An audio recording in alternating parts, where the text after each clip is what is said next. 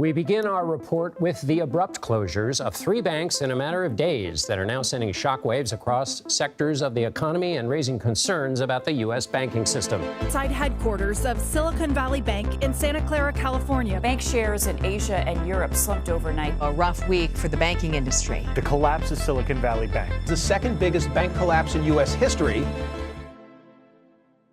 Lah, kok bisa sih ada bank bangkrut malah bikin gelombang PHK?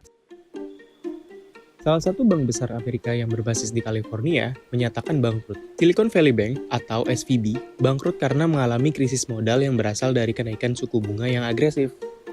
Terus urusannya sama Indonesia apa? Kan ini kejadiannya di Amerika. Tentu ada.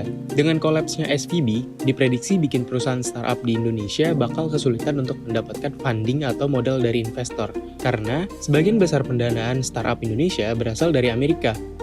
SVB ini bisa dikatakan sebagai pemodal startup di Indonesia. Kabarnya juga, kebangkrutan SVB bisa memicu gelombang PHK startup. Menarik nih, sebab seretnya modal untuk startup akan menimbulkan efisiensi karyawan. Menurut pengamat ekonomi digital dari Institute of Economic and Finance atau INDEF, Nailul Huda, menyarankan agar pendanaan dalam negeri untuk startup ditingkatkan. Hal ini untuk mengantisipasi kebangkrutan dari SVB. Kira-kira bakal kayak gimana ya nasib startup Indonesia?